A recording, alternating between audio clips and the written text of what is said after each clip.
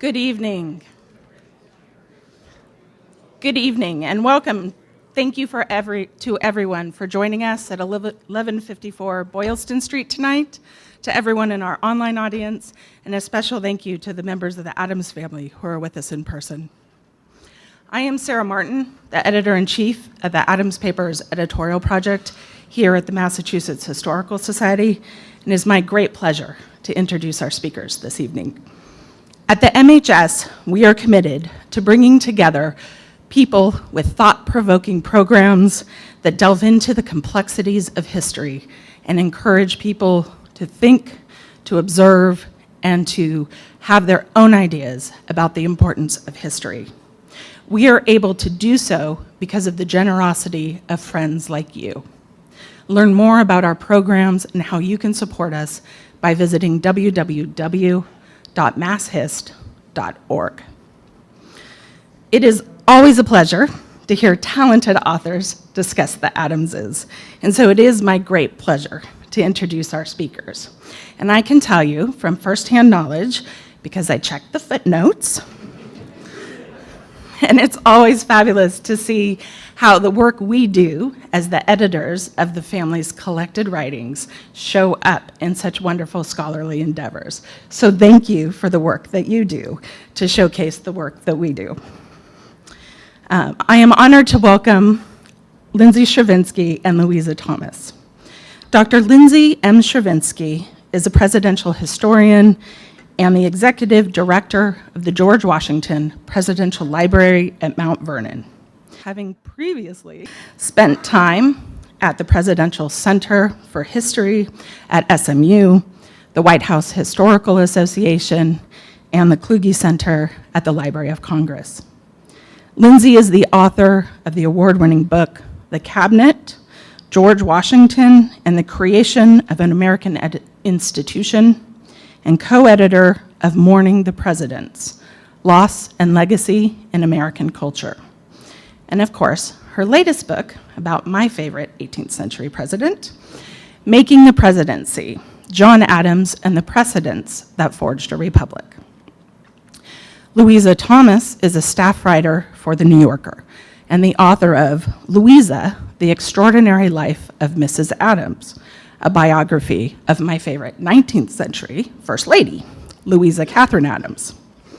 A former writer and editor with ESPN's Grantland, Louisa's work has appeared in The New Yorker, Vogue, and several Best American Sports Writing anthologies. Louisa authored Conscience, Two Soldiers, Two Pacifists, One Family, A Test of Will and Faith in World War I, and is the co-author with John Urschel of Mind and Matter, A Life in Math and Football. She is also co-editor with Mary Pallon of Losers, Dispatches from the Other Side of the Scoreboard. I now invite you to sit back and enjoy the conversation as our panelists discuss what they found and how they were drawn to the Adamses. Louisa, take it away.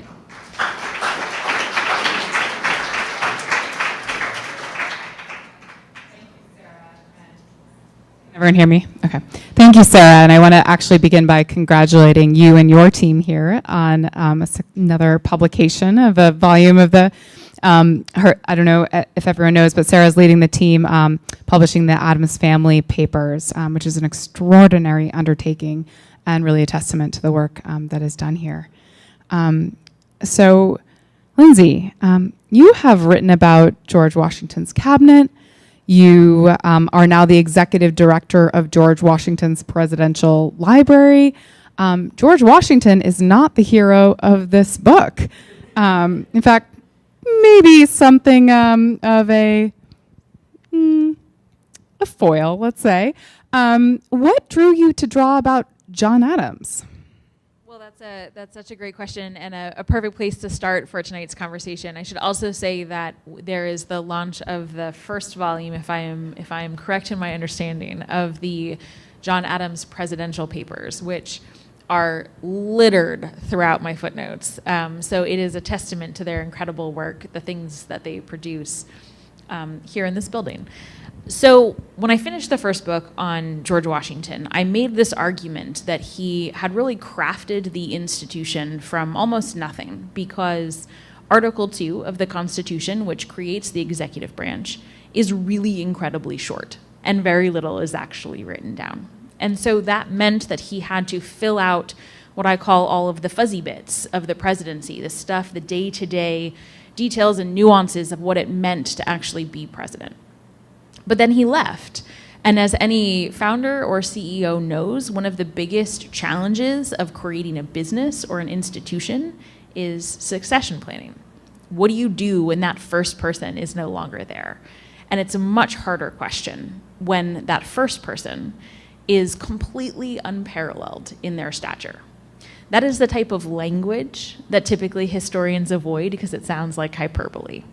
But I would argue that there was no other president at the time, nor will there ever likely ever be another president, that had such unusual prestige and respect that he was unchallenged in a lot of the things he did. And for anyone else, that was not going to be the case. So then I became very curious about how did the institution evolve and expand and survive past him? How did the practices survive past him? And so I started looking at John Adams. And then I think we'll probably talk a little bit more about this, but what really shaped the approach for me was shortly after that January 6th occurred. And I realized how much I had taken for granted the peaceful transfer of power. And I started asking, where was that created? How was it created? And those questions completely unlocked the John Adams presidency for me. So I would like to turn it then to you, which is, why Louisa? Louisa, people always asked me when I said I was writing a biography of Louisa Catherine Adams, they said, oh, what did she do? As in, what kind of secret lever of power was she exercising? What was her political impact? And the answer was, well, not very much, actually. She was sick a lot of the time, or said she was sick, or felt she was sick.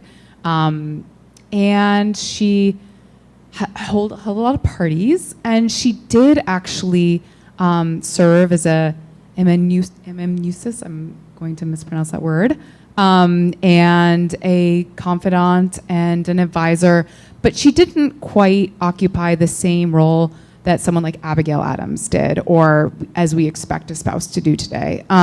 She didn't see herself as a politician. She would have been horrified by that kind of term. But what she did do was observe, think, feel. She actually had a vivid and tremendously dynamic inner life, which was, I think, and she gave us a glimpse of that because she wrote so much. In that, she was very much like an Adams. They all wrote all the time. And what she wrote was a record of her thoughts and feelings and impressions. And, I came across her when I was doing some research for John Meacham, who was writing about Andrew Jackson. And I was so used to reading these diaries of these men, these 19th century men who were writing as John Quincy Adams was for their future biographers. And here was this vivid voice. She was smart, she was sardonic, she was sarcastic, she was self-deprecating, she was self-pitying. She had a sort of almost very kind of modern sense of self, and it fascinated me.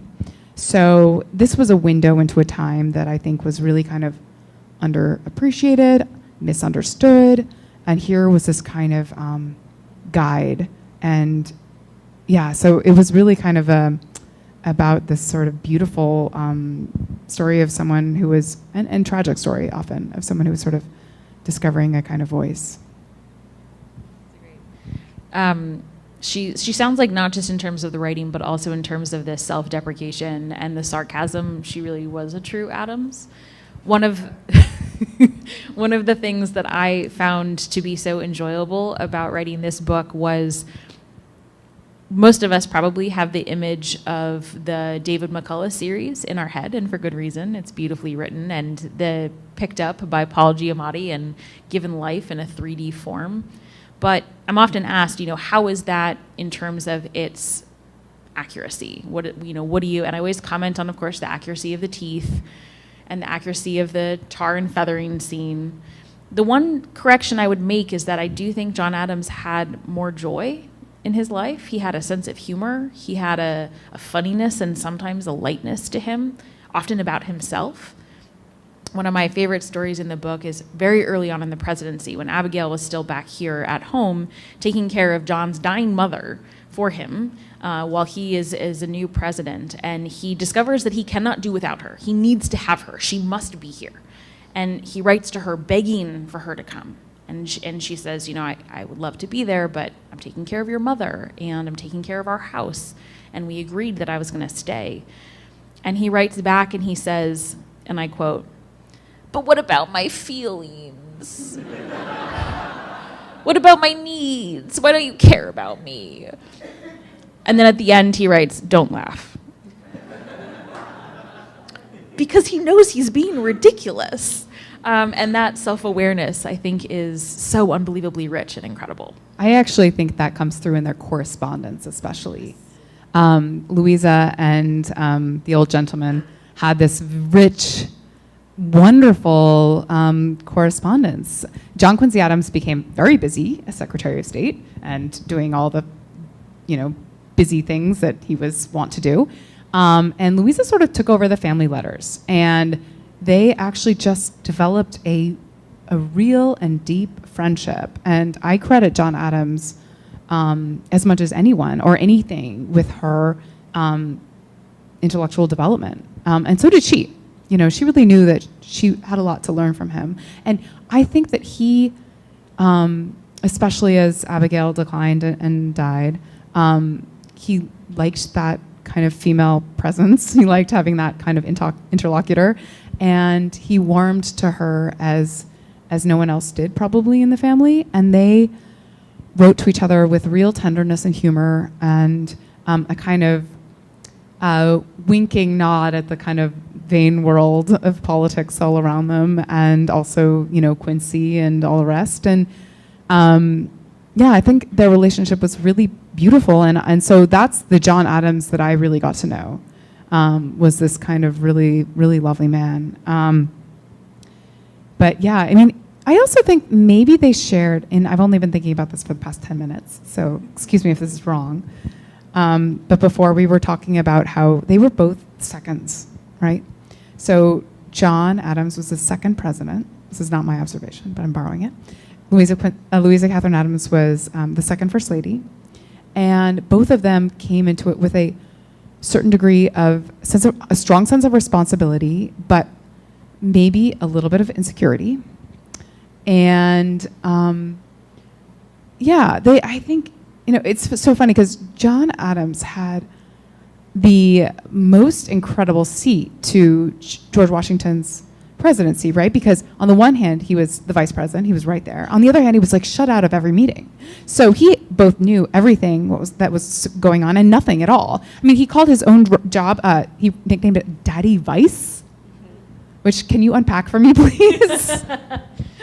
But I do want to, I saw, as you read, I want to know that. And I also want to know whether you think that in some ways he sort of set up to fail. I got that sense. So John Adams called the vice presidency the most irrelevant office ever created by man, which is ironically not the worst thing that vice presidents have said about their office. I cannot think of a position more designed to infuriate someone like John Adams. He initially thought that he would take a very active role in guiding the Senate through its high-minded debate, and after the first session, they kindly told him to keep his mouth shut.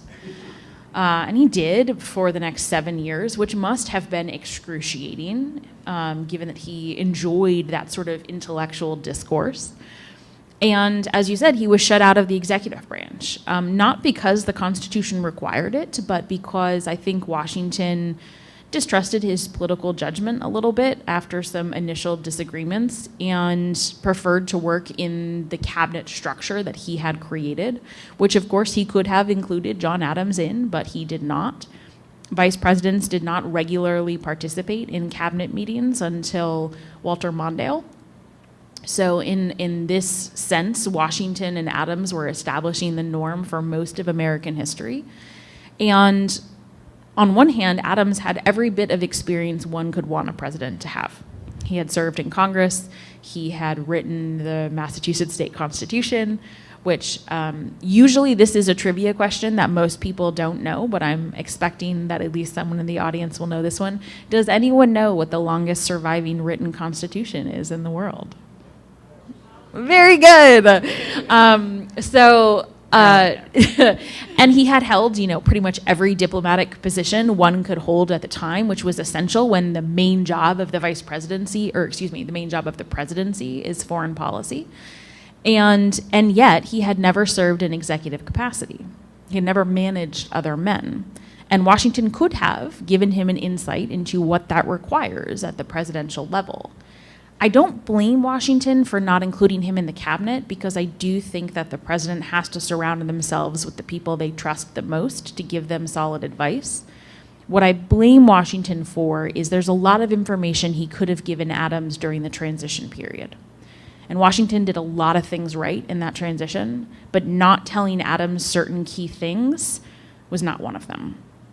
And I do think in that particular instance, he did kind of set Adams up to have a really terrible time, most importantly because he basically saddled him with a cabinet that was terrible. I'm curious, here we are in the Massachusetts Historical Society, beautiful building, but it's not just a great building for parties like this.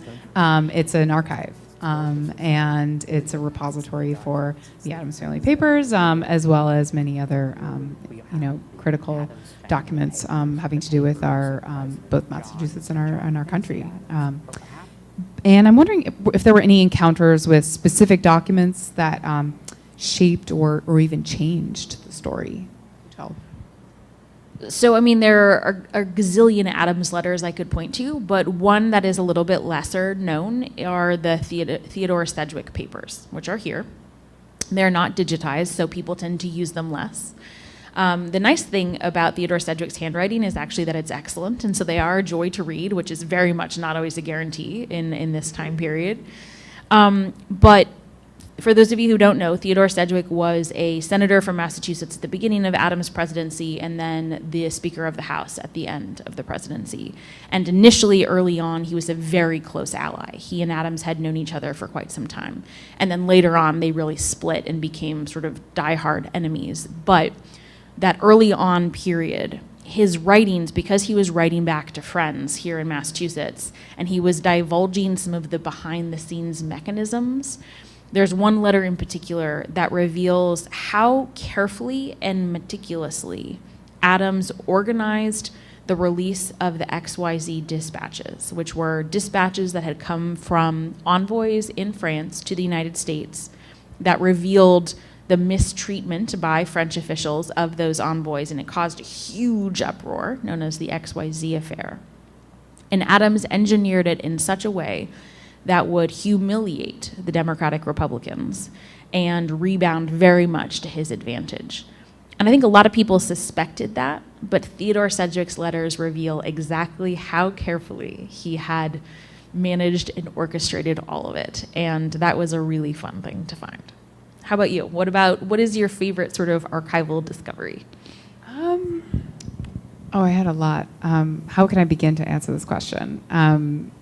One, I'm going to say is that there is still stuff out there, which is extraordinary when you consider how much there is. I was at the Pennsylvania Historical Society reading some, digging through some papers of one of friends of theirs, and there was a box labeled Letters from Ladies.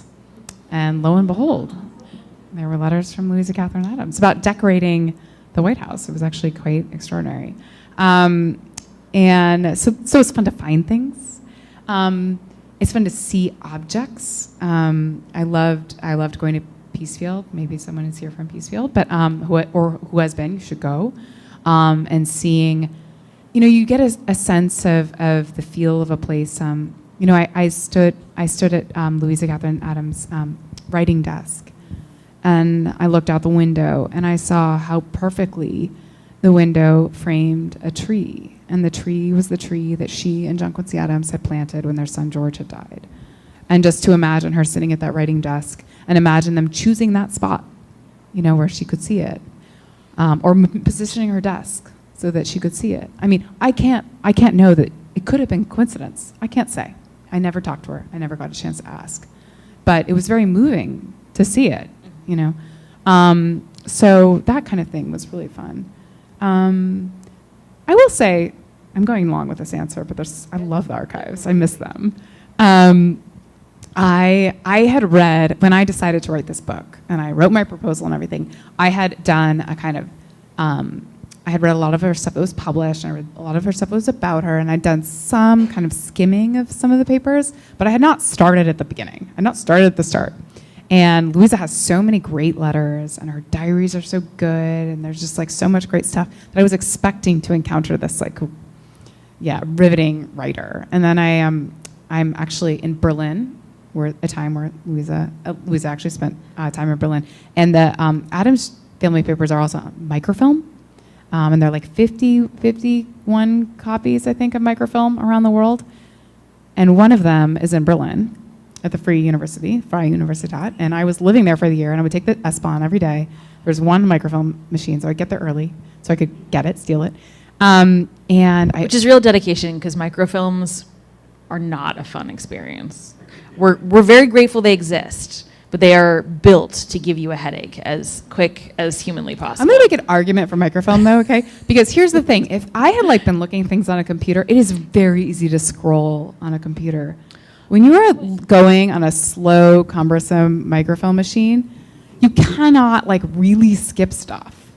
It's sort of painfully, you're just come on, hurry up.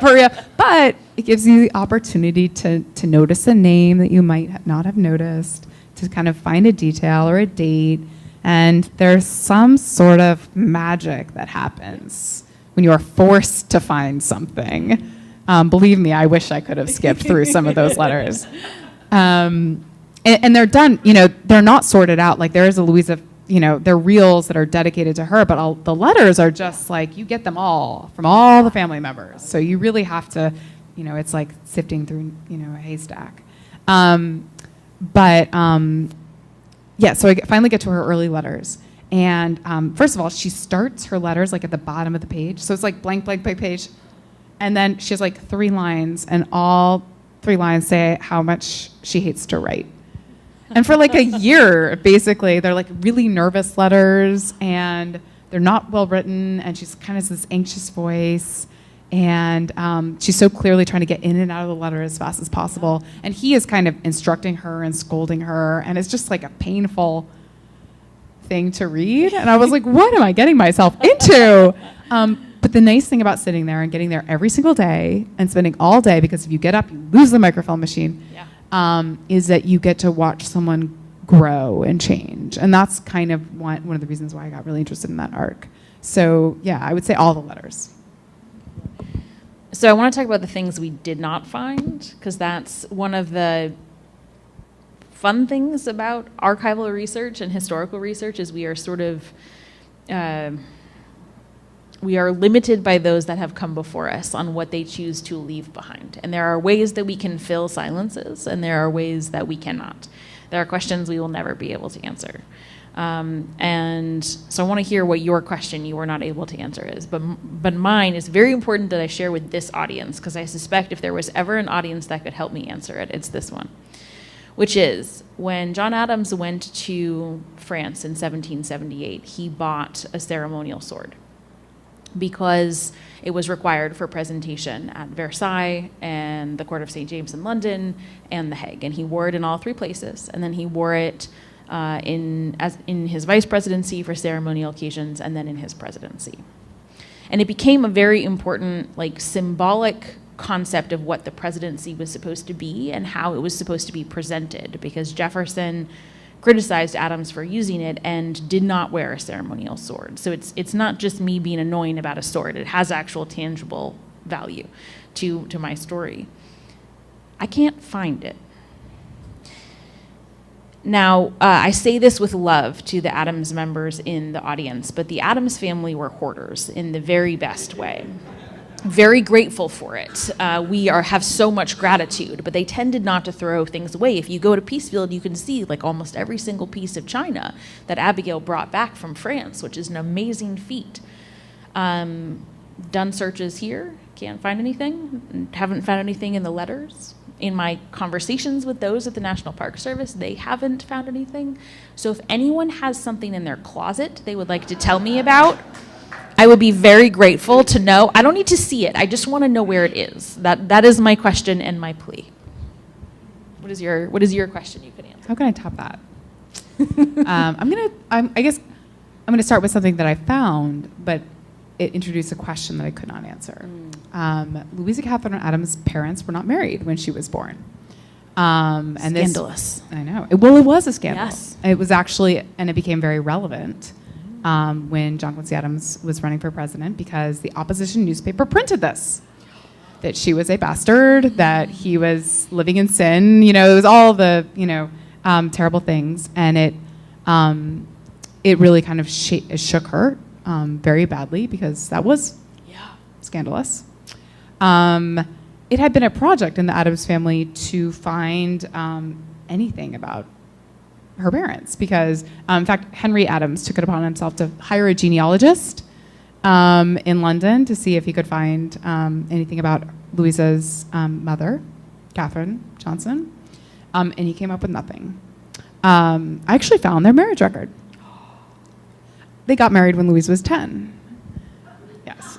And the witness on the marriage record was a witness for very many weddings, which made me think he was maybe the guy who swept the floor at the church or something. But there it was. I don't know why they got married after so many years of living as married. I don't know, and I don't know whether she knew. And I know that she was very defensive about her father's honor. And this is a much longer story, but it so much informs her sense of pride and her sense of dignity, and also her sense of being somehow not having standing in her marriage, not having standing in the United States. So that's a question with an important answer. And of course, I don't think it's a question that anyone can answer, but I would have liked to know. That's a great one. One of the other things we've touched on that I think you've mentioned the importance of place and understanding her, both in things like Berlin, but also in places like her writing desk and where it was around the window. And I couldn't agree more. I think recreating the space, if it doesn't exist, recreating it for ourselves to understand how the physical space matters, as well as for the reader, is so essential. Because I know today we're shaped by our environment. I'm very grouchy when it's hot. And I know that people back then maybe had more tolerance for the heat, but they certainly were influenced by what was around them. And one of my favorite spaces is understanding the President's house in Philadelphia, and that space no longer exists. You begin with it. I begin with it, yeah. And it's important because it was something that Adams was literally inheriting from Washington, and recognizing that he was going to have to stand in the same place as Washington, the same rooms, which of course all presidents do today, but it's a little bit easier when you've had people come before you like Franklin Pierce. That's less pressure than George Washington. And so recreating the President's house and understanding what those rooms would have been like and where they were meeting and what they felt like was so important. And I think I'm often asked, I'm sure you are too, how did you get into history? How did you develop this passion? And I attribute it to going to historic places, not always willingly, when I was a little kid. I have a picture of myself at Jamestown when I was 6 in a steel helmet and a chainmail vest. And I think when you are a kid and you can see that space, it's so important because it allows you to see how people lived before you. And so I always try and bring that into my sense of writing. It's both one of the things that I like to do the most and also I think is really valuable for the reader. And I'm curious if there's, if you want to, since I just got up on my soapbox about the importance of historic sites, if you would like to add to that. Well, let's see. I mean, yes. And I definitely tried to bring that into the book. But I mean, one thing about John Adams too is because he'd spent times, and this was true of Louisa, in the courts. He must have had a especially strong opinion about what these spaces should have felt like, right? Was that true? Or do you think he was really able to embrace this idea that we were starting over and a kind of rough new space was appropriate? This internal conflict for Adams, I think, informed so much of his vice presidential experience and gives me actually an opportunity to answer your question about Daddy Vice, which I did not do. So when Adams came back from Europe, he had been at all the great courts, and he worried very much that people who had been at places like Versailles would come to Philadelphia, or first New York and then Philadelphia, and think, what is this podunk backwater nothing? And sort of understandably, we did not have the same sort of grandeur and history and military might to impress people. And so that was one of the reasons he had suggested really grandiose titles for the president, because he thought it would instill some respect. His rotundity. He suggested his, let's see if I can get this right. It does not roll off the tongue, so it's hard to remember. His elected majesty and protector of our liberties is, I think, what he had suggested for the president. Needless to say, that was not adopted by Congress. And in response, they started calling him things like his rotundity and Daddy Vice, or the dangerous vice, or even worse. And so that conflict of how do you create a new nation and get people to respect it and follow its rules and be willing to offer it the same sort of respect that an independent and sovereign nation that has existed for hundreds of years would enjoy was a real challenge, while also trying to define small r Republican character, whatever that means. He, I think, benefited slightly from the fact that Washington had sort of started to pave this path, and so people had 8 years of trying to figure out what the president's mansion would look like. But he also understood that he was not going to be given the same flexibility for largesse that Washington was going to be. So he tried to kind of tone everything down just a notch. So if Washington had the fanciest coach in all of North America, which was cream-colored with gold trim, anyone who has a white car knows what that experience is like, and imagine doing it without running water or sewage.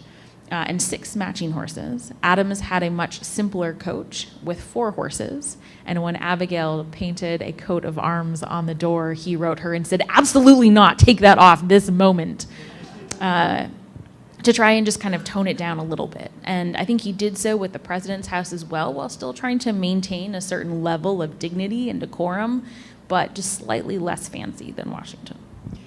I want to go back to something you were saying before about it being really hot. Right? This is Washington, right? No, Washington, DC. First it was Philadelphia, and then starting in pestilent. November. Yes. Terrible. Yes. I mean, disease-ridden. Disease-ridden. Ugh. Actually disease-ridden. Yes. Like really disease-ridden. Mosquitoes. Yes. The heat. The cold. It gets cold here. Really cold. Colder than it is now. One thing that I tried to do to kind of create a sense of place, because I could not go back to their house on F Street, it's an office building now. I went to F Street, it's an office building. I could not go to their house, on the Meridian, up in the northern corner of Washington, D.C. But what I could do was read about the weather and read accounts of the weather. And that, like, snow is snow. Right? It might be less snow, but I know what snow is. I know what the rain is. And there were really, really wonderful, vivid accounts written by people who are not writing about whatever I was writing about, but from the time describing the weather. And that seemed like a way to draw in some sort of literal atmospheric texture, even just for myself. There's an amazing account of written by a Frenchman who went to St. Petersburg around the same time that Louisa, Catherine, and John Quincy were there, and they did not overlap. But he described some of the same annual parties that they went to, and described also just the weather from the perspective of someone who didn't live in St. Petersburg. And these are like New York Review classic books. I was not using them as like historical sources, but I actually, I footnote them for an example of life, in this time. But to just get a sense of like what the air felt like, and that kind of source was, I think, for me, really invaluable. I totally agree. There's a summer when John and Abigail are traveling north, trying to get out of the pestilence in Philadelphia to come here, and they're going north in July, and it is so hot that they have to stop almost every hour, such that the horses can rest in the shade and not get heat stroke.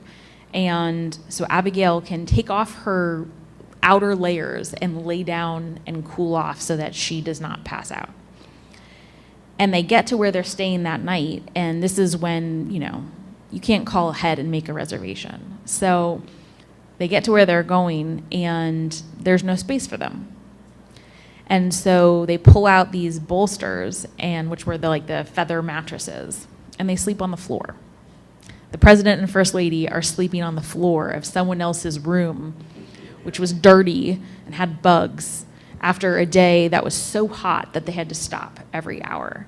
And then they talk about being in the carriage because it hadn't rained for a while, and the dust, even though it's a closed carriage, the dust that made its way through. And that sort of visual, the physical manifestation of what that might have felt like. There are a lot of things about the 18th century world we cannot really envision or understand, but being so hot you feel like you're going to pass out and covered with dirt is one that I think is accessible to us. Yeah, I love that. I really love that. I want to take us back sort of to the politics, which is so much a source of fascination in your book.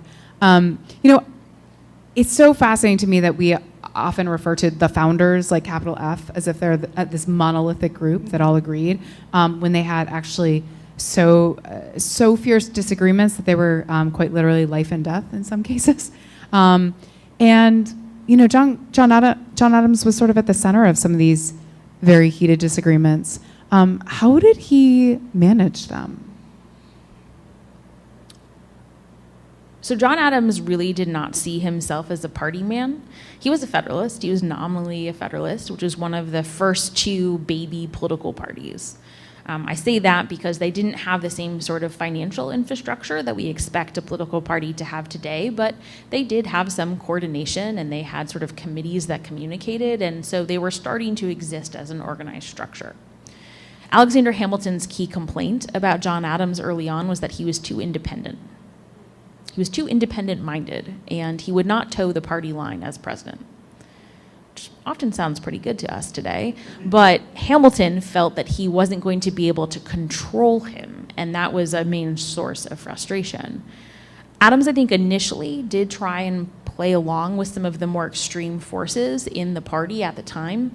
I call them the Arch Federalists. They're also sometimes called the High Federalists. It was the more radical wing of the Federalist Party, many of whom were located in Massachusetts. And they just had much more extreme views about war with France, about the role of a large and very powerful standing army, the role of Alexander Hamilton running said army, the use of said army for political purposes, whether or not Adams should pursue diplomacy, et cetera, et cetera. And initially, Adams really did try and play nice to have some sort of unity in his administration and unity in the nation, but very quickly it became clear that those tensions were going to be much larger because they were trying to create an executive basically by committee.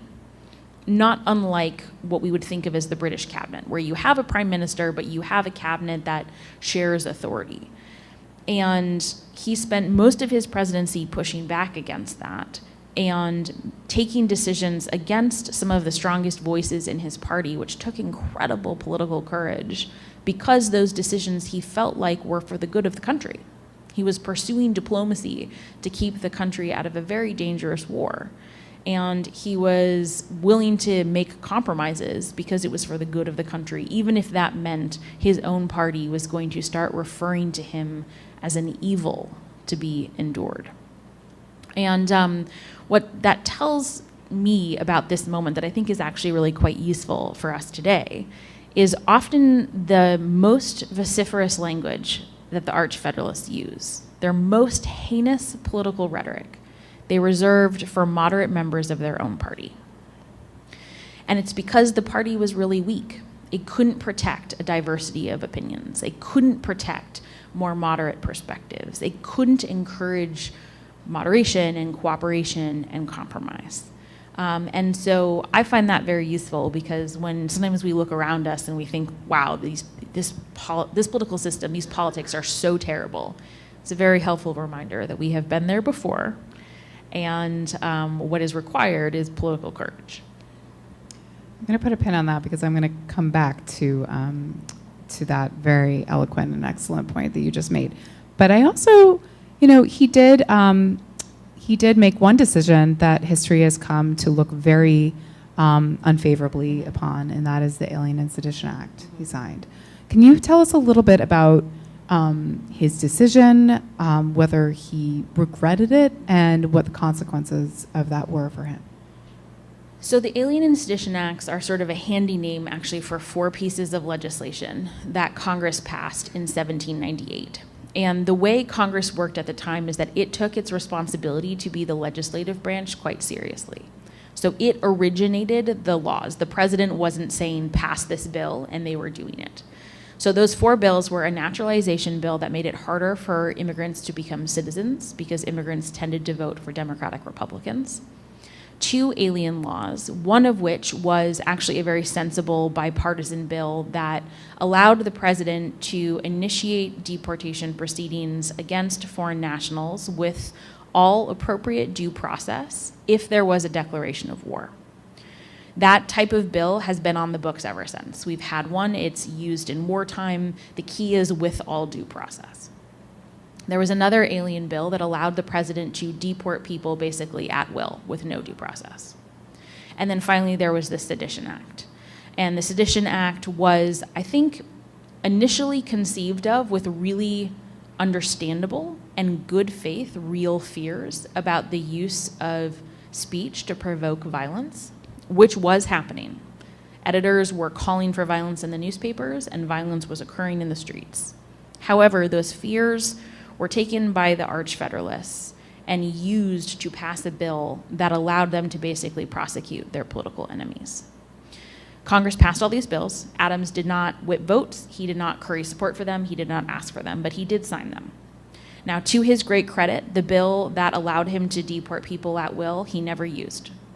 It was extreme power that he felt was not appropriate.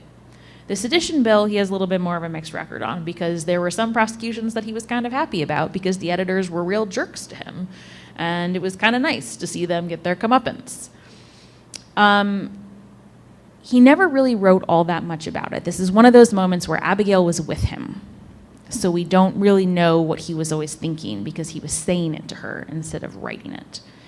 I think she was much more enthusiastic about them, much more gung-ho, which I don't totally blame her for because when people are really, like, we can criticize our mothers, but no one else is allowed to criticize our mother. And I think that is true for our family members. She was very protective of him. She just also was kind of rabid on this issue, and I do think it influenced his thinking because her ideas usually did. Later, I do believe that he felt that it was extreme, especially not necessarily the bill itself, but how judges and the judicial system was enforcing it. He felt that there was not always an opportunity for fair justice. And the reason I think that is because he appointed people to positions of incredible judicial power that had spoken out against the bill, which is a subtle choice, but it was, I think, an important one. It's absolutely the dark mark on his presidency. I don't deny that, but I do think that nuance is important. And I want to come back to this idea that you raised at the very beginning, and we have returned to a little bit more obliquely, but January 6th being an inspiration for this book. You mention it in the text. I don't actually very often read histories, like responsible histories, that are so explicitly nodding to contemporary events. They usually let the echoes kind of speak for themselves. And I want to ask you about why you made that decision. I mean, I found it very moving, actually, but I want to know why you decided in the end to put that date, that contemporary date in there.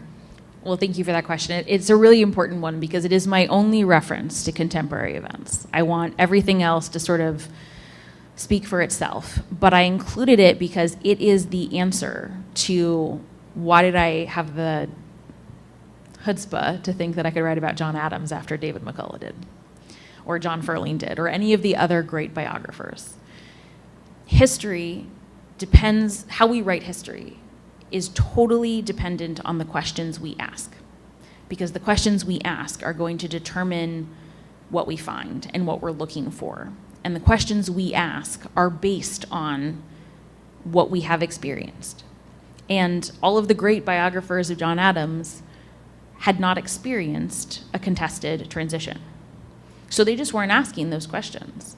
So it's not that they were wrong or that the history is bad. It's that I think there was an additional level to the presidency that they didn't include because they were not looking for those particular things. And when you write about a life that is as full and extraordinary as John Adams is, you do have to make choices. You have to leave things out. And so because they weren't looking for those contributions, it was pretty easy to give a few pages to the presidency and not much more. And so I felt like I had to include it because it was my answer of why this book. And I hope that I do it in a way that doesn't make people feel like I'm making a contemporary political argument, but rather I'm situating this history within the broader scope. Should we turn to audience questions? I mean, I could sit here and talk to you for another 3 hours, but it would be I my probably pleasure. shouldn't monopolize you so much. Monopolize you so much. It would be very easy to talk about the Adams family for days. There's so much content, but I know that we want to hear from you all. If you could please wait for the microphone so that people online and at home can hear your question too, that would be great.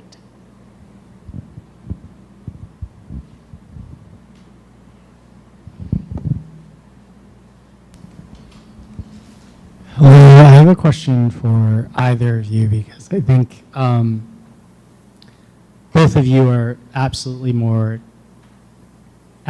capable of answering it. I'm just wondering, with John Adams's relationship with Abigail, it seems as if, in a way that their relationship feels contemporary, more so than maybe our perception of what relationships would have been like in the early 19th century.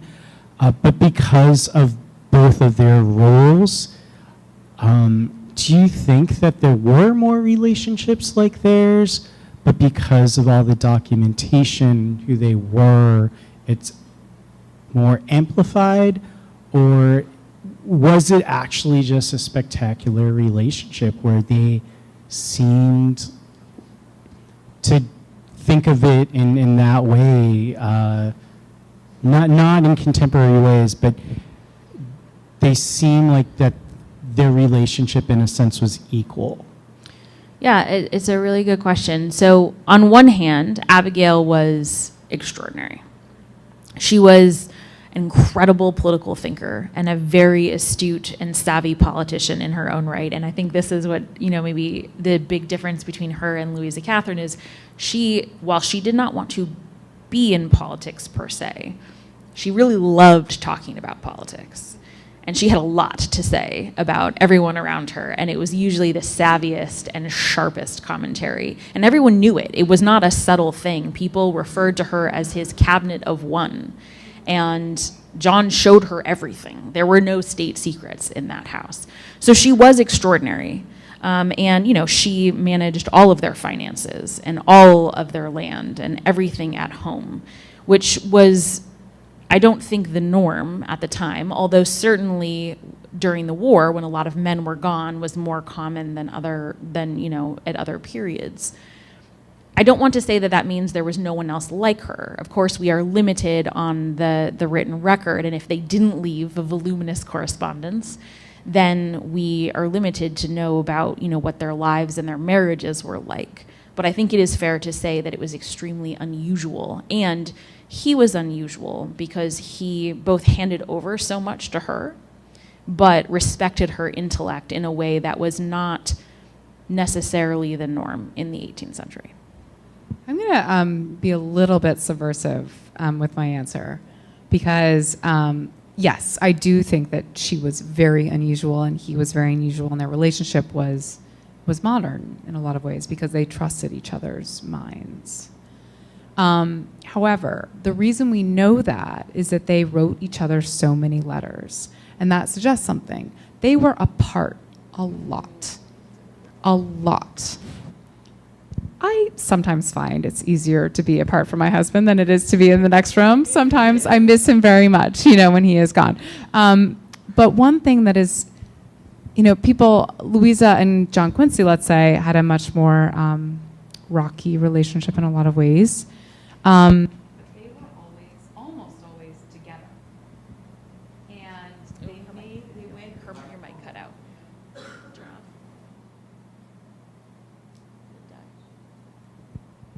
off. I'm just going to project. They went out of their way to be together. John Adams said, my feelings, come. And she's like, I'm busy. That's kind of modern, right? However, it's not normal for spouses to spend as much time apart as they did now. And it wasn't normal also for the spouses to spend as much time together as Louisa Catherine and John Quincy Adams did. She didn't have to go with him all the places he went, and she did.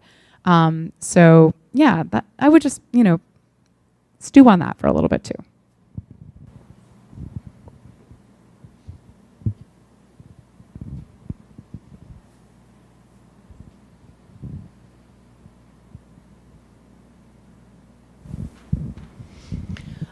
For me, one of the most fascinating things about John Adams was his long argument with Thomas Jefferson, and then how they somehow managed to patch it up together. And I was wondering if there's either of you found in your research any new pieces of why that happened. Well, frankly, more why they happened to finally get back together and be able to write to one another again, and did Abigail or even John Quincy, did any other family members have anything to do with that? Thanks. Well, if anything, the family was sort of opposed to it because Abigail and John Quincy never really forgave Thomas Jefferson. And I think, the person who did the most to make it happen was Dr. Benjamin Rush. He was really close friends with both, and he was constantly writing back and forth to both, trying to get them to start and to work on this relationship. I also think the passage of time was helpful. It tends to, soften some of the wounds. But I would also say situationally, as some of their contemporaries started to pass away, and as the nation was heading into some rocky waters in its sort of second generation, the nation was thinking about the founding, but the founders were also, capital F, founders, were also thinking about the origins and what that meant and the story and their role and this thing that they had created and whether it was going to survive. And no one else was going to really understand those thoughts and that process like other people who had lived it. And so I think that the combination of the fact that they were both retired, so there were sort of the political wars were behind them, and the moment the nation was in really made that possible. How did John meet? Oh, wasn't he visiting her sister? That's how all good marriages start, right? I think he was visiting her sister. This is not part of mine. Yeah. The Adams Papers editors are able to answer that question better than me, but I'm pretty sure he was visiting her. He was there visiting the sister, and initially I don't think was interested. It took a while. It was a slow burn. Slow burn.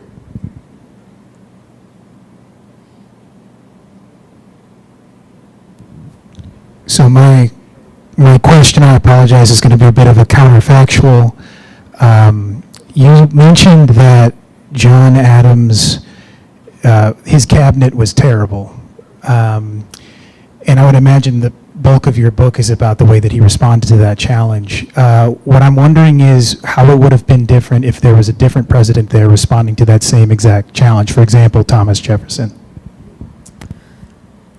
So we didn't really talk too much about the election of 1800, but I've been asked a counterfactual, like what would have happened if someone else had been the second president, and there were very few other national figures that could compete for the election. So we're really talking about a small handful of people that could be elected.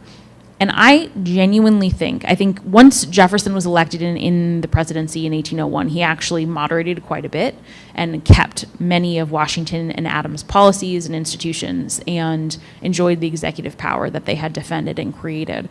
But I think that if he had been elected in 1797, I'm genuinely not sure if the nation would have survived, because he was much less concerned about going to war, and what it would do to the nation than John Adams was. He had a much more sort of rosy outlook about the future and the nation's ability to force European nations to do what it wanted. And he got pretty lucky that when he was president and he tested that idea with the embargo in 1807, the nation was a little bit farther along and on stronger foundation.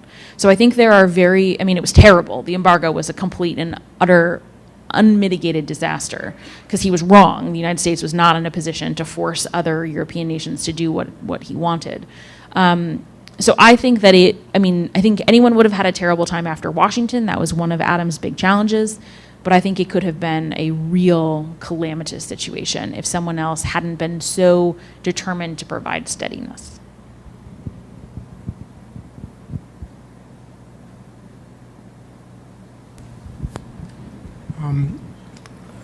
John Adams was the one who recommended that Washington be the commander of the Continental Forces.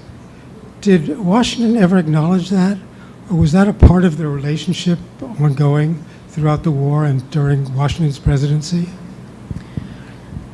He not only recommended that Washington be the commander-in-chief, he also basically arranged for Thomas Jefferson to write the Declaration of Independence. So he was like the ultimate chief of staff of the Continental Congress in 1775 and 1776. Washington and Adams were actually, they weren't close, but in 1775 and 1776 initially, early on, they had a pretty good relationship because they had been on the same side of many issues. They both wanted independence. And Washington was very keen to support Bostonians and Massachusetts more generally in its fight, which was already ongoing against the British. So initially, they did work quite closely, and they corresponded a lot. Adams was on the Board of War once that occurred. Their relationship started to fray once Adams was critical of Washington's military choice, some of his military choices. And for good reason. Washington lost a lot. He won the war, but lost a lot of the battles. But Washington was not quick to forgive public criticism. He didn't mind private criticism, but he didn't like it publicly.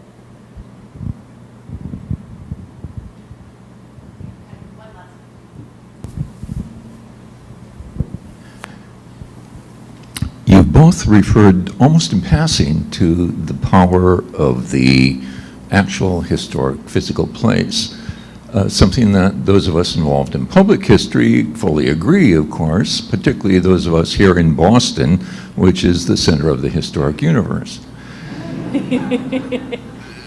And it's something that is time-honored as a phenomenon of historic pilgrimage, but how important do you feel it is in more than just an aha revelation phenomenon? to experience the historic places of the subjects about which you're writing? I mean, I think it's essential. I think if possible, if they exist, we have to visit them, because otherwise we don't have a full sense of who they are.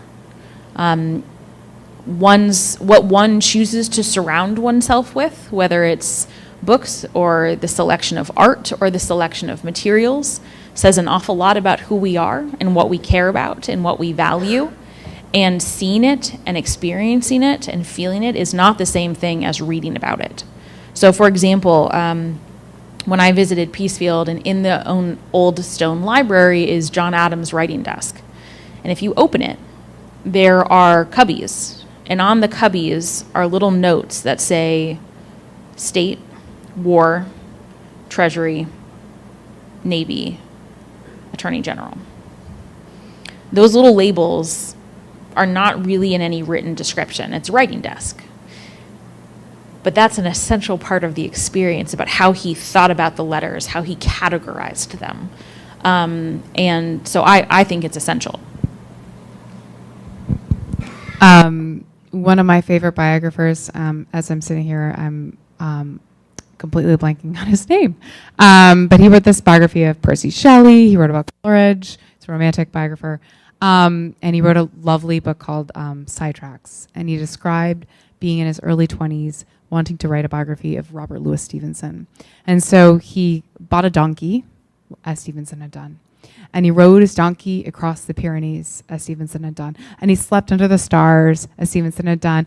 And he, at one point, felt that Stevenson's ghost was just, like he could almost reach him. If he just reached a little further, and he raced his donkey, down a path into the stream, right to a place where he knew, because he was following the journals, where he knew there would be a bridge. And he felt over the bridge, he would find Stevenson's ghost itself. And the bridge was gone. And to me, that is like the great metaphor of being a biographer, because you have to follow the path. You have to get the donkey. You've got to see it. You've got to sleep under the stars. But you have to always remember the bridge is gone and you cannot cross it, because there is a big danger in going to these sites and thinking that what you see is what they saw, and what you think is what they thought, and what you feel is what they felt, because they're different and they lived in a different time. But as long as you respect the fact that the bridge is washed away, I think you're in good stead. I think it's really important to realize that we live on the accretion of so much civilization and history, and to see to see where it all kind of resides. Yeah, we're not like floating out in the middle of history. Thank you so much, Louisa and Lindsay, for a fantastic program.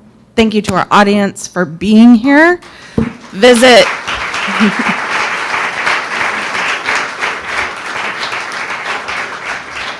Check out the website for information on our programming. And for those of you that are here in person, Louisa and Lindsay will be signing books in the room off the lobby. Thank you so much, everyone.